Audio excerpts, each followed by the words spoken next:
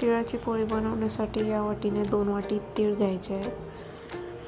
हे तीळ मंद आचेवरती व्यवस्थित भाजून घ्यायचे आहेत.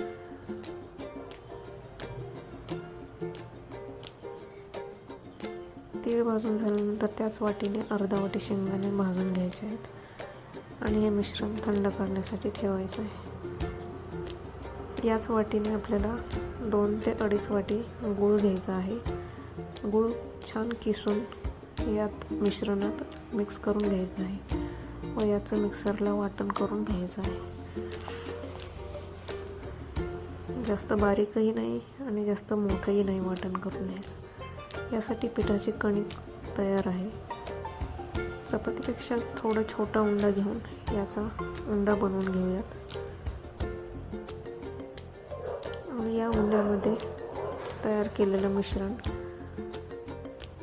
भरून घेऊयात.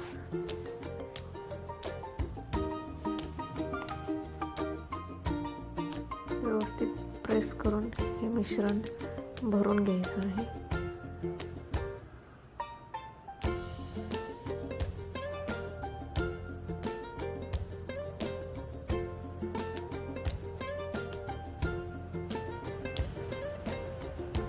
उंडा आपला रेडी आहे.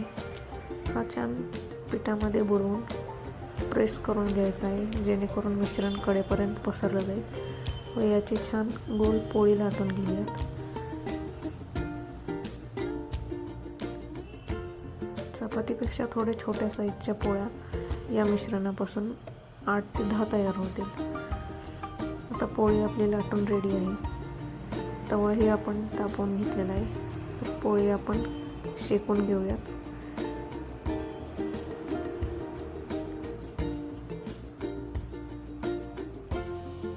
तेल किंवा तूप टाकून ही पोळी आपण भाजून घेऊ शकतो.